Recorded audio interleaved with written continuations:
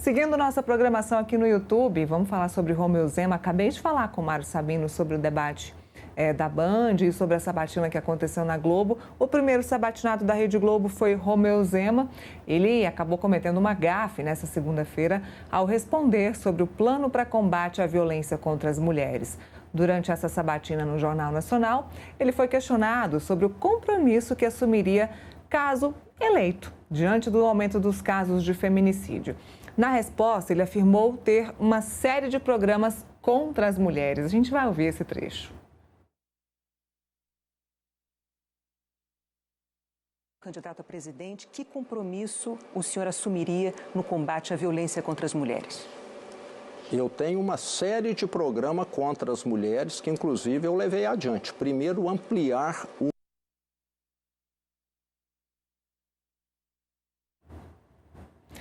Zema, na verdade, referia-se às ações de combate à violência contra as mulheres. Na sequência, citou medidas adotadas durante a gestão dele em Minas e que pretende levar ao âmbito federal caso seja eleito.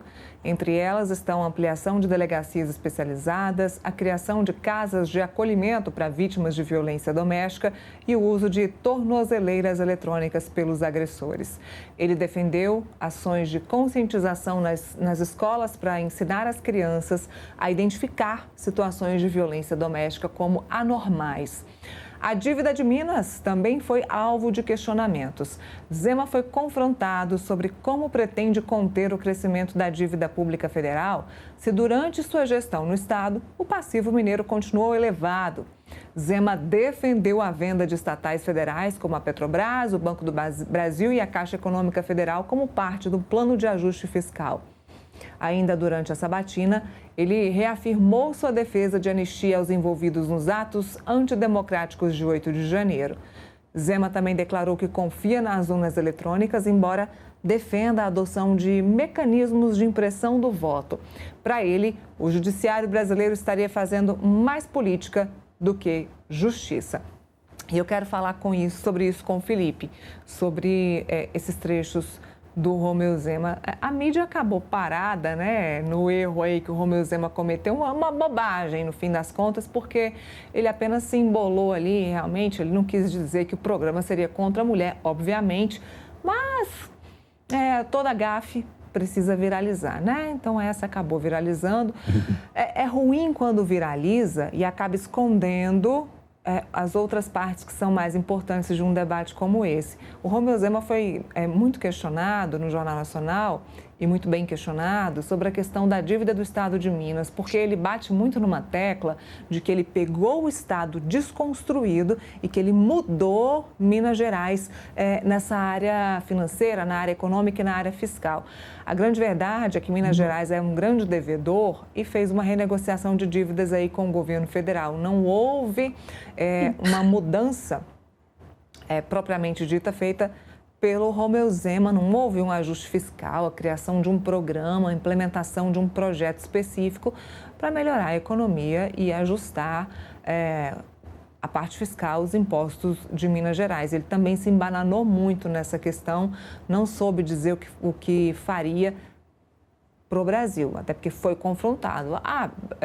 Candidato, o senhor disse que vai mudar isso no Brasil, mas os resultados em Minas Gerais foram pífios. Ele não. Os resultados em Minas Gerais foram excelentes. Veja como eu peguei e como eu entreguei o Estado. Ele, inclusive, foi perguntado sobre os salários. Ele aumentou muito os salários de secretários em Minas Gerais e disse que preferia. Aí é um assunto que o Felipe gosta. Preferia pagar um salário justo para aquela função que aquela pessoa exerce do que colocar penduricalhos, que antes, no governo anterior, eles ganhavam muito pouco, mas os penduricalhos levavam o salário para lá de R$50 mil. Então, tudo isso foi falado no debate, que eu acho que é a parte mais importante da gente falar aqui. Nina, essa sabatina foi uma sabatina muito interessante em todos os aspectos, né? Claro que essa questão da gafe do Zema, pelo contexto, dá para entender exatamente o que ele queria falar, né? Então, acho realmente menos importante do que o debate como um todo. Mas quando ele falou sobre a questão do déficit fiscal no Brasil e que ele, como presidente da República, iria ter um programa, né, um projeto para reduzir o déficit fiscal por meio de algumas privatizações, inclusive colocou a Petrobras, o Banco do Brasil, outras empresas estatais nesse programa, né, de privatização. Ele foi contestado com o hino de Minas Gerais, porque todo mundo sabe que Minas Gerais tem um problema grande de déficit fiscal. É o estado, talvez, que mais deva para a União Federal, com maior dívida pública, seja o estado de Minas Gerais. Então, o Zema, como governador, não conseguiu melhorar a situação fiscal do seu estado.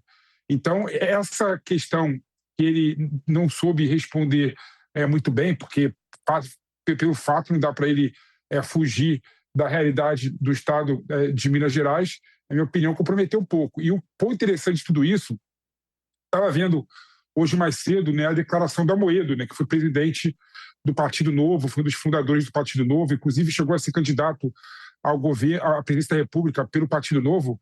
Ele criticou muito, né, a sabatina do Zema, falou que foi horrível a sabatina do Zema e que, segundo o Amoedo, né, os quadros do Novo têm piorado no decorrer do tempo, que quando o Novo foi fundado tinha quadros muito melhores, né, e o grande desafio do Novo era ter espaço na mídia. E, segundo o Amoedo, agora o Novo deveria sair da mídia, porque os quadros realmente são muito ruins, segundo o próprio Amoedo. Em relação à questão do servidor público, Neila, eu concordo até com o que o Zema colocou. É muito difícil você conseguir trazer quadros qualificados para o estado de Minas Gerais, né, para o cargo de secretário, para o segundo e terceiro escalão, se você não tem um salário digno, né? Nem digo salário alto, salário digno. Né? E o estado de Minas Gerais, quando o Zema assumiu, o quadro era que o salário era menor do que a prefeitura municipal de Belo Horizonte, por exemplo. Né? Então, quando o Zema fez esse ajuste, né, no salário dos secretários estaduais, ele pôde trazer secretários importantes, né, para Minas Gerais. Eu lembro, por exemplo, que ele trouxe uma pessoa de mercado chamada Fernando Marcato, que era o secretário de infraestrutura do estado de Minas Gerais, que era uma pessoa muito qualificada, veio de São Paulo para Minas Gerais e conseguiu implementar vários projetos de PPP no estado de Minas Gerais. Então, de fato, esse é um ponto bom, na minha opinião, da resposta do Zema na sabatina. As pessoas gostam de acusar ele de ter aumentado o próprio salário, né? Mas é bom lembrar que o salário dos secretários municipais, estaduais, eles têm como parâmetro o salário do governador do estado de Minas Gerais. Então, para aumentar o salário do secretário, tem que aumentar o salário do governador, e isso deu condição dele ter secretários melhores. Mas quando o assunto aumento de salário de servidor público, é impressionante como a gente cai, infelizmente, na hipocrisia, né? Bate no peito e fala, é possível, é absurdo aumentar o salário. Não. Às vezes você tem necessidade de aumentar o salário para trazer quadros melhores para o seu estado. Muito bem. Falando ainda de debates,